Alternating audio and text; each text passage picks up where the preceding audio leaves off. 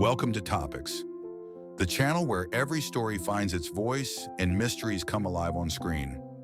Today we bring you a gripping new tale, full of intrigue, surprises, and suspense. Make yourself comfortable. We're starting. It was in the heart of New York, late in the 1800s, that this story began. I had just joined the law firm of Veely, Carr and Raymond when one gray morning a man burst through our door. He was pale, his voice shaking as he announced the unthinkable. Mr. Leavenworth had been murdered, shot in the head, seated at his library desk. I knew in that moment nothing in my life would be ordinary again. I agreed to accompany the messenger at once. As we arrived at the Leavenworth residence, a stately mansion on Fifth Avenue, I saw a crowd gathered murmuring in shock. We passed through the tall iron gate, and inside stood a man I would come to know well, Detective Grice. He was round, quiet, unreadable. He said little but watched everything. Without a word, he led us into the house. The library was dimly lit, the curtains drawn. Mr. Leavenworth sat motionless at the large green-covered table, just as he had been found. A bullet through the back of the head, no signs of struggle, no broken glass, no overturned furniture. Grice surveyed the room and said quietly, "This was no common murder. This was planned, and planned well." Downstairs, the parlor was filled with the rustle of satin dresses and the low murmurs of anxious guests. It was an elegant room, marble fireplace, gold-framed portraits, heavy velvet drapes. Yet it felt cold, lifeless. The inquest had begun. Dr. Maynard described the wound. The bullet was fired from a distance, clean and precise. There had been no robbery, but the library key was missing. I looked at the family gathered, nieces, maids, and distant relatives. No one wept. They sat frozen as if holding their breath. There was Eleanor, the favored niece, tall and composed, and Mary, quiet, eyes wide. Grice began questioning, and though his voice was soft, no detail escaped him. The silence was unnerving. Eleanor spoke first, her voice calm but distant. She had found her uncle the morning of his death. He had been well the night before. No visitors, no notes, no sign of warning. She turned pale as Grice asked whether he had any enemies. "Not that I knew," she whispered. But something in her eyes said more than her words. Mary sat silently beside her sister, eyes wide but lips sealed. When asked about the night before, she hesitated. "I heard footsteps," she began, then stopped. Her voice trembled. "I thought I dreamed them, but maybe someone was there." Grice took note, but asked no further questions. It was enough, for now. As the questioning continued, it became clear that every servant had their own version of the truth. A maid saw a shadow in the hallway. A butler heard the clock chime at an odd hour. But no one had seen the killer, or claimed to. Grice remained calm, always listening, always calculating. Secrets filled the house.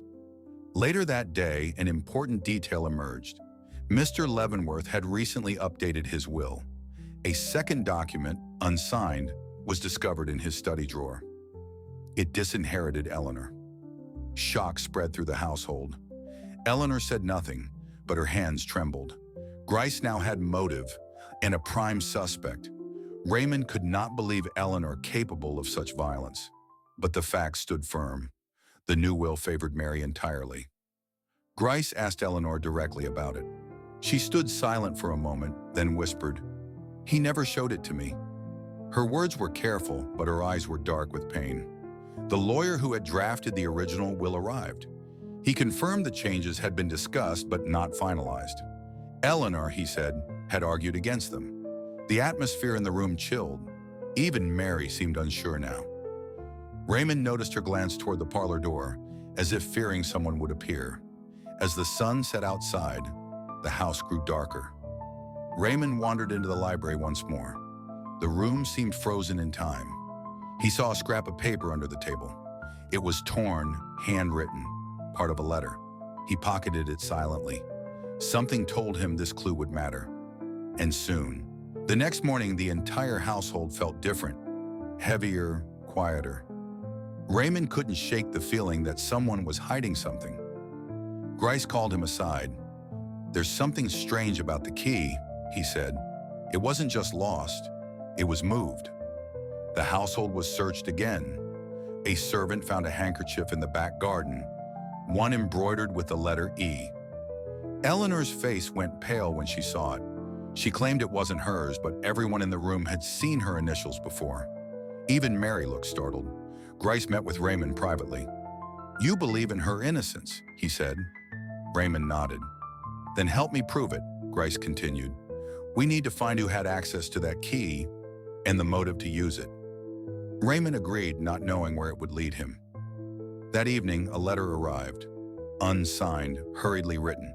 It read, "The truth lies in the bookcase." Raymond rushed to the library. Behind the second shelf, he discovered a compartment. Inside, a pistol, recently cleaned. The mystery deepened. Raymond examined the pistol. It matched the bullet that killed Mr. Leavenworth. But whose was it? Grice took it quietly.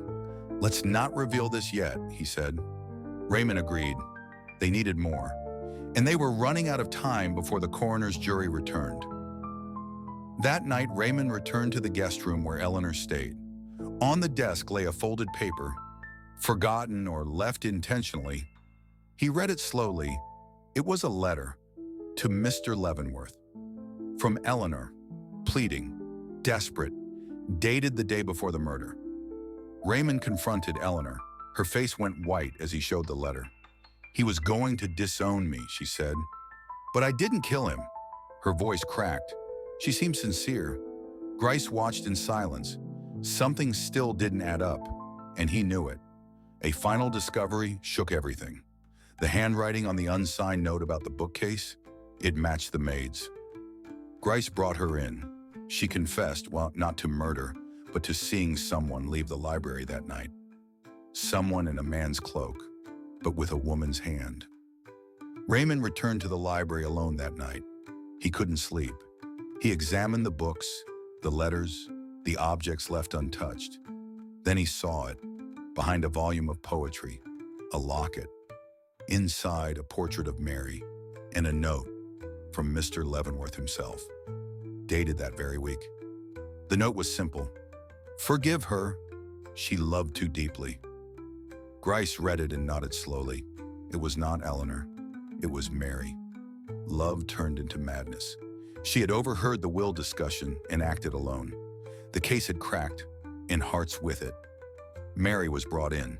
She didn't deny it. There were tears, but no anger. "He was taking her from me," she whispered.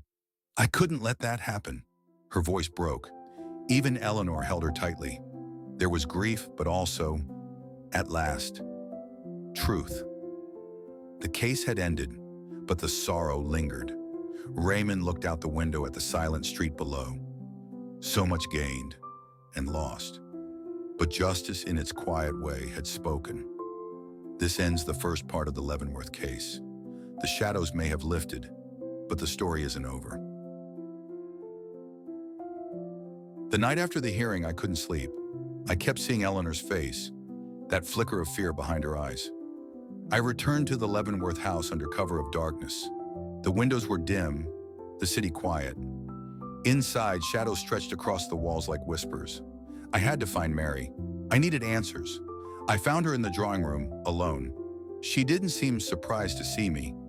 "You believe Eleanor is innocent," she said softly. I nodded. "Then you should know the truth," she whispered. "But not here." Her voice was trembling. "Come tomorrow to my uncle's study. I'll show you something." The next day, I waited anxiously until the hour came. The house was quiet. Mary unlocked the study and led me inside. "He hid things," she said. "In his books, in the walls. He never trusted banks or people." I watched as she removed a panel behind a shelf, revealing a bundle of letters tied in red ribbon. We read the letters together. Most were financial, but one caught my eye. It was a letter from someone named Jay. The tone was threatening, demanding money, reminding Mr. Leavenworth of what happened in London. I looked at Mary. She was pale. "He never spoke of London," she whispered. I took the letter to Grice. He scanned it. unreadable as ever.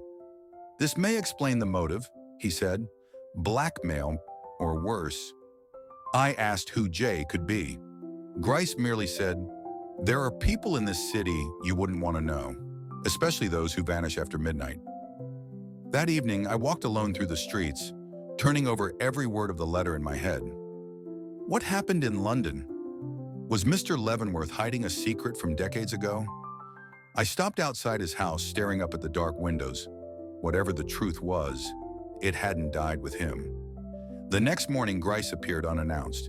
He seemed different, agitated. "Someone's been following Mary," he said.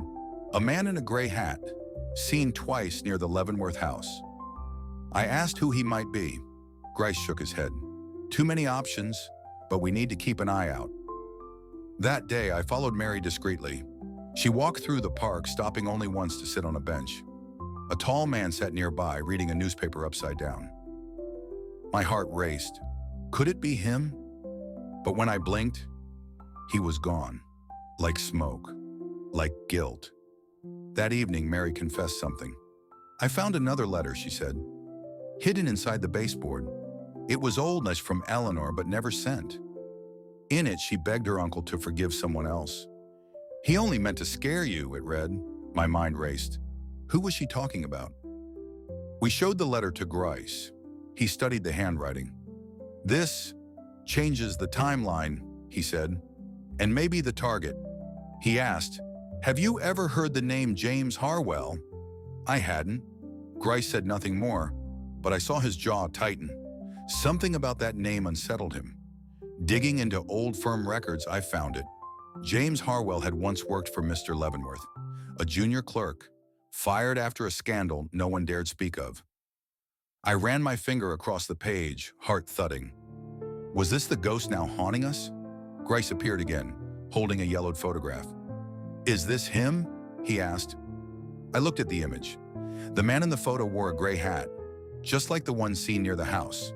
It was James Harwell, alive, watching, or seeking revenge from beyond. That night, I couldn't sleep. The name James Harwell echoed in my head. I wandered through old case notes and firm ledgers. Patterns began to emerge. Harwell had financial troubles, a temper, and a long history of silence. Someone had paid to keep his name forgotten. I visited an old clerk who had worked with Harwell. He hesitated at first, then whispered, "He was clever, too clever, always watching." And one night, he vanished. No letter, no goodbye. The man looked around nervously. I thought he was dead. That same afternoon, Grice received a tip. Someone matching Harwell's description had checked into a hotel under a false name. We rushed there, but the room was empty. A note lay on the bed. "You're too late." My blood ran cold. We searched the room. Nothing. No prints, no luggage. Just that note. Grice pocketed it and muttered, "He's playing with us." Then he turned to me. "But now we know he's real, and he's close." I felt the walls tightening. The game was no longer in our hands. We doubled security at the Leavenworth house. Mary stayed locked inside. Eleanor rarely spoke. The tension was unbearable. Every creak in the hall sounded like footsteps. Grice barely slept. "He'll slip," he said. "They always do." Late that night, someone rang the bell. A messenger, no name, just an envelope.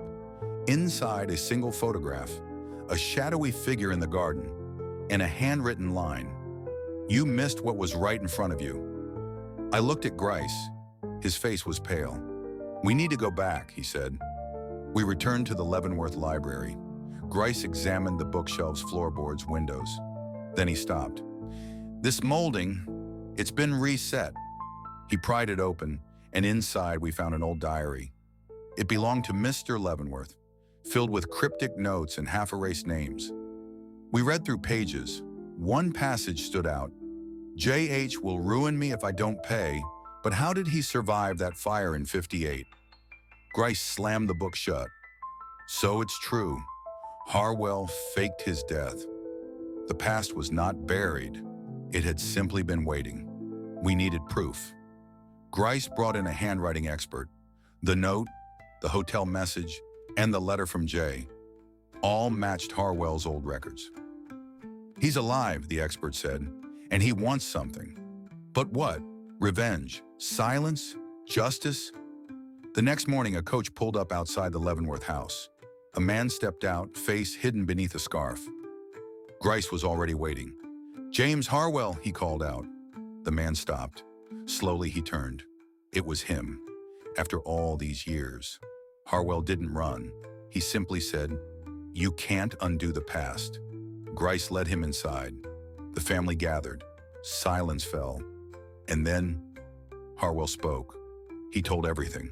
The threats, the fire, the blackmail, and why he returned to end it with his own hands. When Harwell finished, no one said a word. Eleanor was crying. Mary stood frozen. Grice sighed. "Justice doesn't always come cleanly," he said. Harwell turned to me. "Tell the truth. Let them judge. This is not the end." But now, we finally understand how it began. The day after Harwell's confession, the house felt different. Quiet, hollow. Eleanor stayed in her room. Mary walked the halls like a ghost. Grice and I reviewed every word Harwell had said. It fit too well. Yet something in his eyes had left me unsettled. Grice suspected Harwell hadn't told us everything. "He gave us enough to close the case," he said, "but not the whole story." We decided to check the timelines again, where Harwell claimed to be, who saw him, and what else he might be hiding. Digging deeper, we found inconsistencies. A missing receipt, a porter who swore Harwell had arrived a day earlier than he claimed. A woman at the telegraph office remembered him, sending a message before the murder. Grice leaned back. "He's protecting someone." We returned to the study, traced every step. Harwell's letter placed him on the train at midnight, but witnesses placed him in the city an hour before the crime. Grice examined a torn railway schedule in the fireplace. "He's lying about that hour," he said quietly. That hour haunted me. What had happened between 1 and 2 a.m.? Grice circled it on the wall with chalk. Who had something to lose during that hour, he asked. We thought of Eleanor, Mary, even Hannah, the maid who vanished. But no one fit. Not exactly. I left the house late that night, my thoughts racing. As I passed the old corner bookstore, something clicked. A light was on inside. A man inside was sorting old newspapers. I stepped in. "You worked the night of the murder?" He nodded. "Did anyone buy papers after midnight?" He hesitated. He finally nodded again. A young woman, pale, nervous, bought 3 copies of the Post.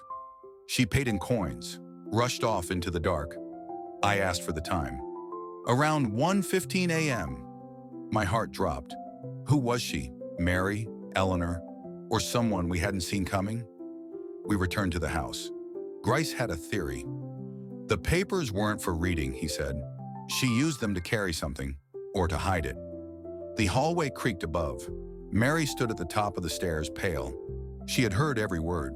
She didn't deny it, just said, "I couldn't tell you. I didn't know who to trust." Grice asked, "What was in the papers?" Mary looked down. "A gun. I took it from the desk before the police arrived. I didn't know if Eleanor had..." She broke off. Mary sat with us in the parlor. "I thought hiding it would protect her," she said, "but it made things worse." Grice studied her. "You're not telling us everything." Mary's eyes welled. "There's something else, but I promised I wouldn't say." We pressed her, gently. Finally, she whispered, "There was someone else in the house that night, someone we didn't invite." Grice's face darkened. "A guest? A stranger?" She shook her head. "A man. Someone from Eleanor's past. He wasn't supposed to be there." That broke open a door. Grice began pulling records again. Names, past lovers, debt collectors. One name kept appearing, Franklin Rayner. Grice said, "He vanished 3 years ago. No known address, but if he was here, everything changes." We searched hotel ledgers, old post records. A letter emerged, from Rayner, sent weeks before the murder. "I will see you again, sooner than you think." It was addressed to Eleanor, postmarked from Boston, dated 2 days before the crime. Now the pieces were turning. Grice mapped out every movement. He believed Rayner had come to blackmail Eleanor, that Harwell knew and tried to protect her. But someone had panicked. Someone fired the fatal shot before the plan could unfold. We now had 3 possible suspects and no proof. Mary, Eleanor, Rayner. The gun was never found, the letter burned, and the only witness who saw the pale girl leave couldn't recall her face clearly. It felt like chasing ghosts. Then a break. A hotel maid came forward. "I cleaned room 207 that morning," she said. "There was a newspaper, soaked in blood, under the sink. The manager had discarded it, but it matched the time and the paper." Grice looked at me. "We may be back in it." We rushed back to the hotel. Too late. The room had been cleaned again. Evidence lost. Grice paced. "We need something concrete." Then he turned sharply. "What about the photograph?" I had forgotten. The one Harwell had mailed anonymously to the house. It showed Rayner, younger, yes, but clearly him, standing beside the Leavenworth gates. The timestamp? The night of the murder. Grice now moved fast. "We're not chasing ghosts anymore." That evening, Grice confronted Eleanor, showed her the photo. She didn't flinch. "Yes," she said. "He came. I didn't let him in." But Grice pointed to the timestamp. This was after the time of death. Eleanor went pale. "I thought he had left." It unraveled quickly from there. Eleanor admitted to seeing him and arguing, but she hadn't pulled the trigger. "He begged me to speak with Uncle. I refused. He got angry. But when I left, he was alive." Grice believed her, but someone else had been watching. We returned to the study one last time. There, under the desk drawer, a final clue. A torn glove, embroidered with initials, R.F. Rayner Franklin. It had blood on the cuff. Grice held it up. "This doesn't end with Eleanor. It ends with him." Rayner was arrested 2 days later. Tried to flee but didn't get far. The evidence was enough. The photograph, the glove, the letter. Eleanor was cleared. The Leavenworth name, for now, I was safe. Mary thanked me before leaving the city. "You believed in us," she said, "even when we didn't believe in ourselves." I nodded. The house was quiet again, but now there was peace, not silence. Some truths take time to surface, and some names take years to be spoken aloud. But in the end, the Leavenworth case taught me this. Justice doesn't knock. It waits, in silence, until someone listens. The dust had barely settled when Eleanor returned to society. But things weren't the same. Invitations slowed. Conversations quieted when she entered. I could see her bearing the weight of gossip, of survival. Grice was already onto another case, but something lingered for me. One morning, I received a package at my office. Inside, a book.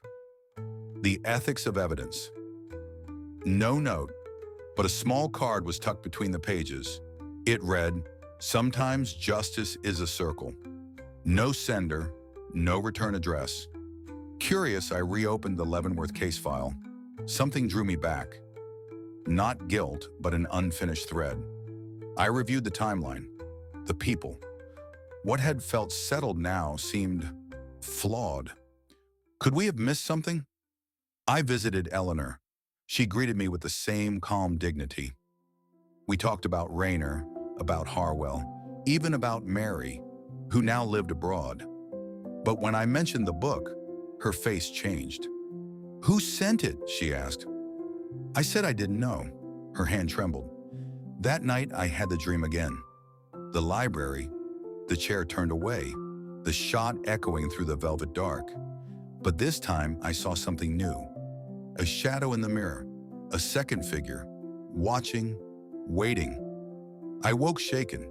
It was irrational, but I had to know. I went to the archives, pulled every photo from the crime scene again. The lighting, the angles. One frame, barely visible, showed a smudge in the mirror's edge. A boot tip, not Leavenworth's. I brought the photo to Grice. He examined it under magnification. "You're right," he said. "There was someone else in the room. But who? And why hide for so long?" He looked at me. "Let's reopen it." Quietly. We returned to the house. It had been cleaned, restored, but the memories still clung. Grice pointed to the frame. "If we find out whose reflection that was, we find the final truth." We examined the records again. Guests, employees, even the painter who'd visited that week. One name kept resurfacing. Wilson, a repairman who had vanished just after the murder. Grice frowned. He was never formally interviewed. We tracked him to a boarding house in Jersey City. An older man now with fading eyesight. He denied everything at first, but when Grice showed him the photo, he froze. "I didn't kill him," he whispered. "I just saw it happen." He confessed he had entered quietly to repair a faulty lamp, thought the room was empty, but then saw Rayner arguing with Leavenworth. Then the shot. He panicked and hid. Didn't want to be involved. Didn't trust the police. He had seen Eleanor too, after the shot. She entered the room, stood over her uncle's body, said nothing, just picked up something from the desk and left. The repairman never told anyone, until now. It wasn't closure, not really, but it added a layer. Eleanor had seen the aftermath, had chosen silence. Grice looked tired. "Sometimes justice is a mirror," he said, "and sometimes it cracks the longer you stare." We filed the statement, quietly, no charges. Just the truth, finally told. Rayner was still guilty, but now we knew. Eleanor had watched it all unfold. Not a murderer, but not untouched. I left the house that night and didn't return. I wrote the report, filed it away. But sometimes when the wind shifts or the night feels too quiet, I think of the mirror and the shadow that watched me watching. Months passed. The Leavenworth house was sold. Mary married a French professor. Eleanor moved to the countryside. I moved on or tried to. But a part of me stayed in that darkened room with its echoes and velvet curtains. Grice retired quietly, sent me a letter with only 5 words. "Sometimes we never know enough." I framed it, hung it above my desk. One foggy evening, I walked past the house. It looked smaller now, less grand. A boy peeked from the window. The new family, new life, the past, asleep. Some stories don't end. They fade, they drift, like letters unsent, or clocks that forget to chime. The Leavenworth case was over, officially, but it changed me, taught me that the truth isn't always sharp. Sometimes it's soft, hidden, even merciful, and sometimes the greatest justice is knowing that we tried, that we listened, that in the silence we heard enough. I still keep the book. The Ethics of Evidence, and the card. Justice is a circle. Maybe it was from Mary, maybe Eleanor, or maybe someone who was never part of the case but understood it best. I closed the file for good this time, not because it's solved, but because it's lived its course, because some stories deserved a rest. And so, the Leavenworth case finds its rest, not because all answers were found, but because its silence has spoken enough. Just when I thought the story was over, a letter arrived. Not from Eleanor nor Mary, but from the court. A sealed document had been uncovered, misfiled, its ink nearly vanished with age. It contained an amendment to the will and a name I never expected to see again. In that moment, I knew the case was not closed, merely waiting. Justice, it seems, waits longer than grief. The codicil named a second heir, someone estranged from the family, someone who had vanished. James Leavenworth. Rumors once called him the Black Sheep, a gambler, a traveler, a man with secrets. Had he returned? Had he been near that night? The scent of suspicion, long dormant, stirred again like ash in a cold grate. Mary returned not with joy, but with tension in her shoulders. She walked through the old halls as if hearing whispers. Eleanor met her without a word, but their eyes held the storm of 100 conversations unspoken. The past had risen like a tide, and neither woman could step back now. In a closed room, beneath the gaze of polished portraits, the hearing began. Eleanor stood still, unreadable. Mary sat like marble. Testimonies echoed against oak walls. Grice, older now, leaned forward as if straining not to hear facts, but what lay between them. The name spoken rang like a bell too long silenced. James Leavenworth, a cousin, a shadow, the man who disappeared after an old quarrel. Eleanor's hands trembled for the first time. Mary looked down, and in that silence, the room seemed to breathe a secret too old to forgive. The summons was issued. The notary, last to see James Leavenworth alive, had vanished. His apartment stood open, dust in the hallway, teacups still warm on the table.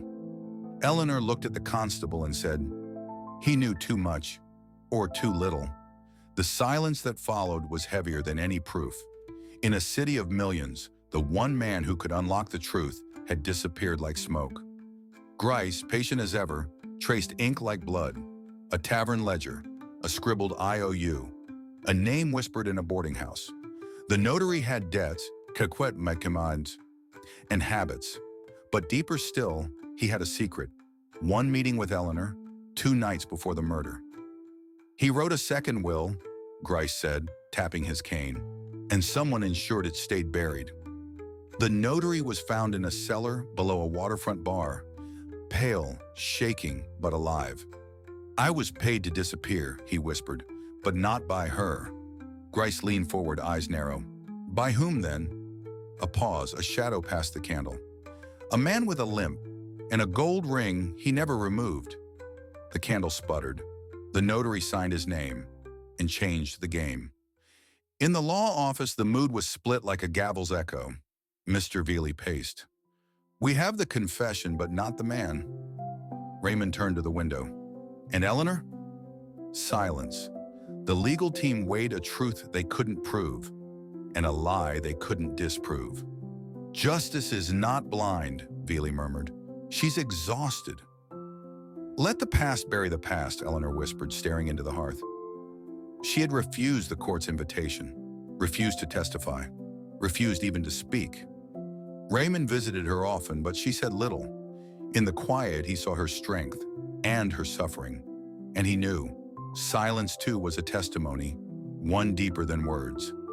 The press had caught wind of the case. Headlines shouted half-truths. Caricatures showed Eleanor in black, clutching a pistol. Mary was nowhere to be found.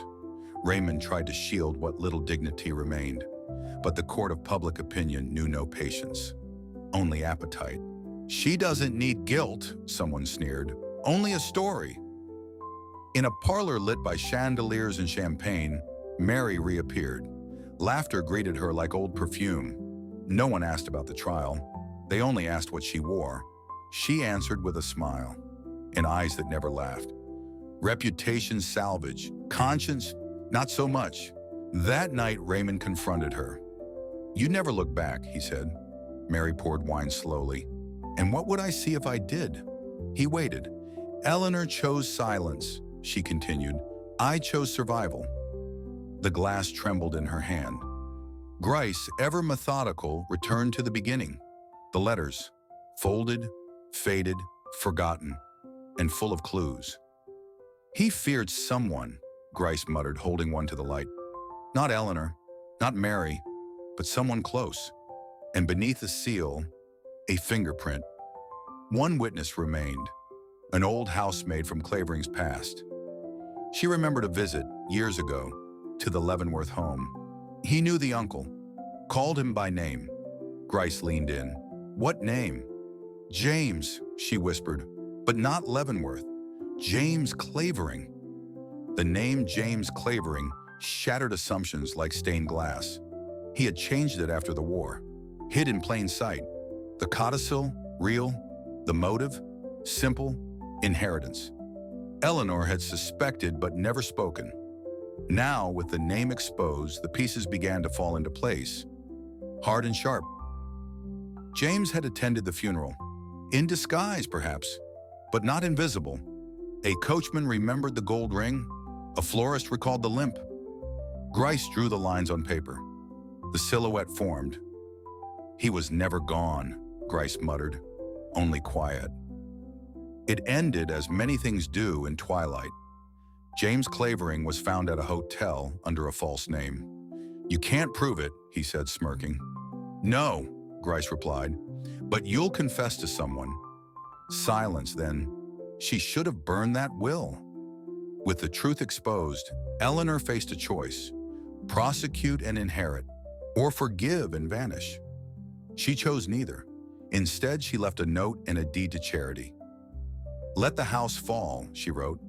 "Let only the flowers remain." The Leavenworth estate was emptied, furniture sold, paintings removed. The key turned one final time. Mary did not attend. Raymond watched from the gates. Grice remained last, standing alone in the library. "I never liked this room," he said. "Too many secrets in the wallpaper." One last visitor knocked on Grice's door. A young reporter, eager, unaware of the weight of the story. "Why didn't she speak?" he asked. Grice smiled, a tired thing. "Because truth isn't always spoken. Sometimes it's survived." Years later, Raymond published his account. It was not a bestseller, but it was honest. He named no villains, only decisions. And he closed the final page with a sentence few could forget. "We searched for guilt. We found humanity." Mary never remarried. In the mornings, she stared at her reflection too long. Not with vanity, but with inquiry. "Did I survive or escape?" she once asked aloud. The mirror said nothing. The garden bloomed each spring, though she was gone. Locals said it smelled of lilac and sorrow. No one bought the land. Children played near it, whispering her name like a spell. The flowers untouched remained as she left them, orderly, wild, and proud. Officially, the case remains concluded, but those who knew say it never truly closed, just faded into memory, like the sound of a clock that once echoed through the mansion halls. Now silenced, but not forgotten. In the weeks that followed, headlines moved on. A railroad strike, a society wedding, a new opera. But the city remembered, quietly, subtly, in glances, in rumors, in the way doors locked more carefully after dark. Raymond found it while sorting old notes. A photograph of the Leavenworth family, all smiling, all lying. He stared at it for a long time, wondering when the cracks had first appeared. "Was it ever whole?" he whispered. The fire consumed it a moment later. No wealth remained.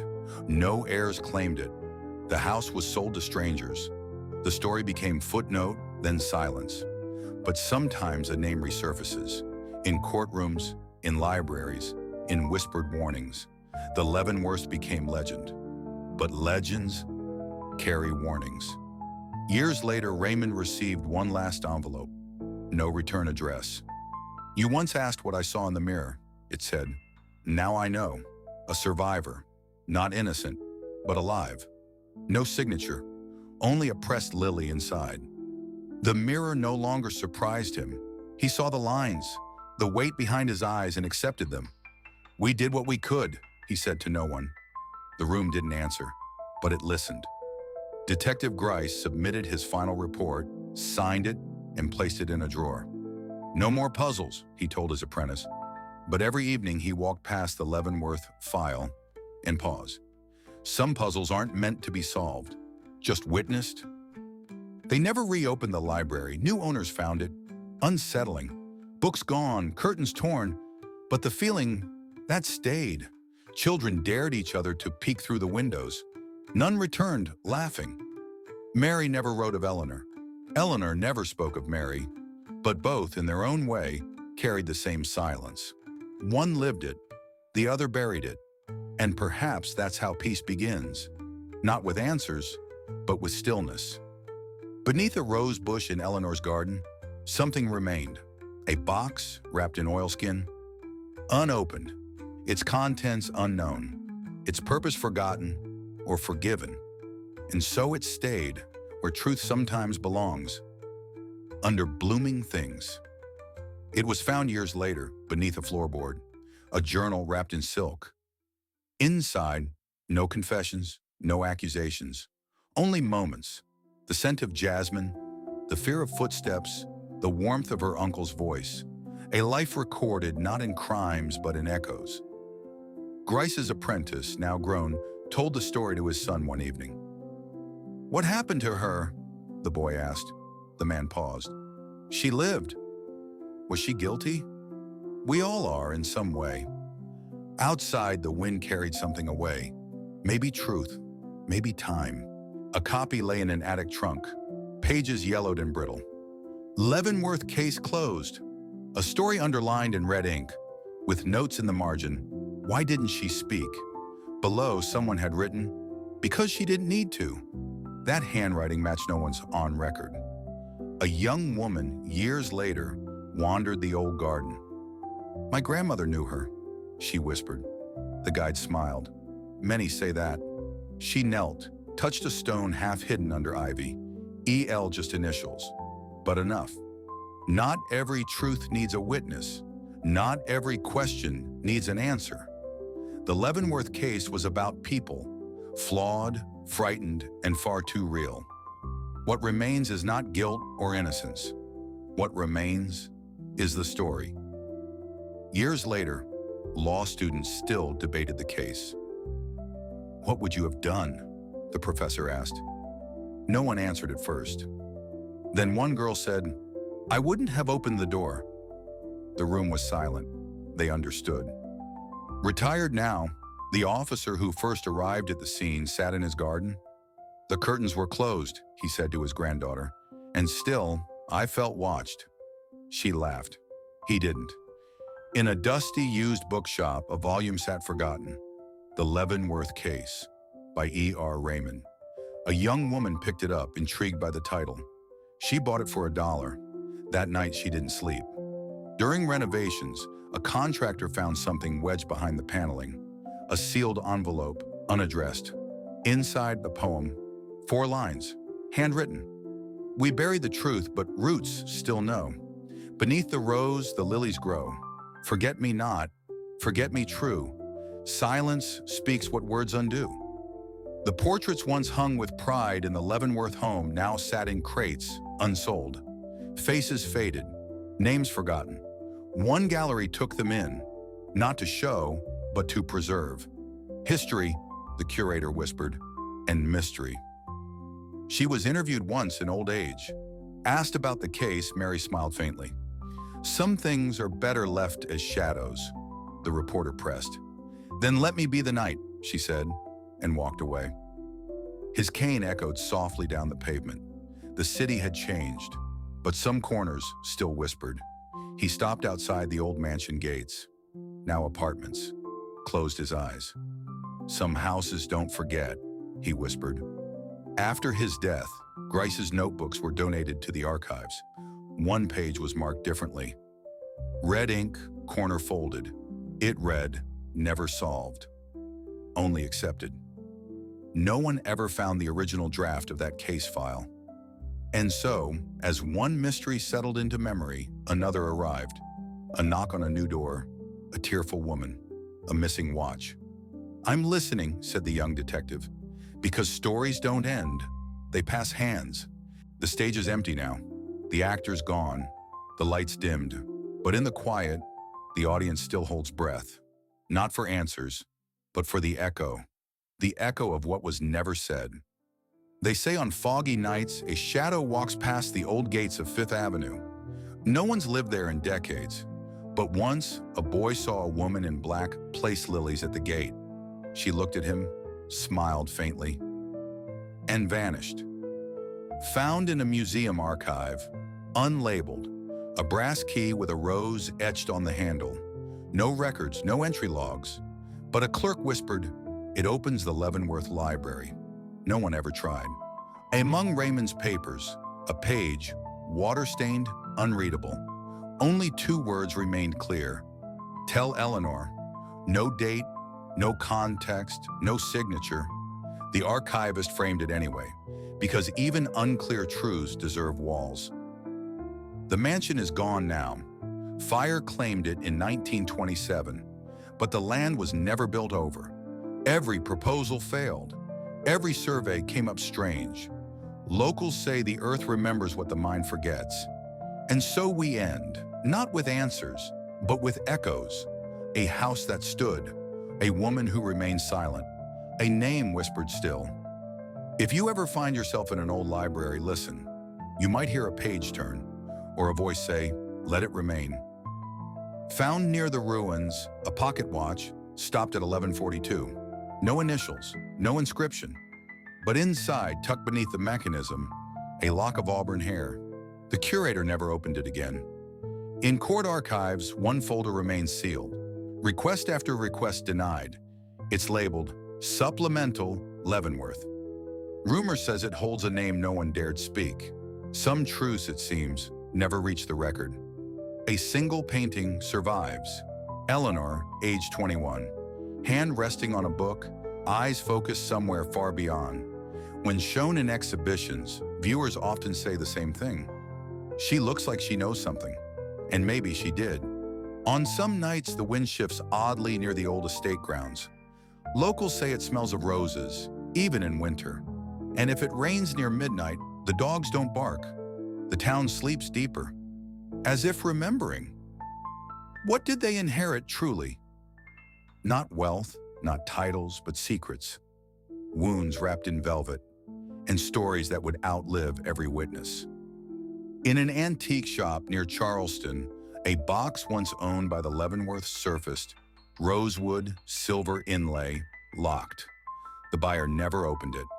Something, she said, aren't meant to be known, just remembered. Found in Eleanor's desk, a blank sheet folded carefully, sealed in an envelope. No ink, no mark, just pressure lines. A message written without writing. Experts failed to decode it. Some say it was meant only for Mary's hands. Decades later in Boston, an old man with a limp walked into a cafe. On his hand, a gold ring with a scratched crest. He ordered tea, never drank it, left a lily on the table, then vanished. "I read all of it," said the archivist, eyes tired, "and I still don't know who I believe." She closed the final folder, hands trembling. "But I know who I miss." The silence that followed was the truest record of all. Not every mystery ends with revelation. Some simply stop, like a violin note held too long, or a final breath in a quiet house. The Leavenworth case was never about guilt. It was about silence. In the city archives, an unopened ledger remains. Its binding cracked, spine unreadable. Inside, they say, is a list of names and dates, all connected, all silent. Sometimes near twilight, passers-by claim to hear music from the old house's ruins. A piano, a single melody, sad, familiar. No keys remain, no walls, no roof, but the music lingers. In a forgotten carriage trunk, a pair of gloves, one white, one bloodstained. No name, no note, just memory stitched in leather, left for someone who never returned. A locksmith once claimed he duplicated a key from a dream. When shown the Leavenworth crest, he paled. "That's it," he whispered, but he'd never been to New York. Beneath the house, builders once discovered a sealed tunnel. It led nowhere, or so they said. But every apprentice who entered left quiet.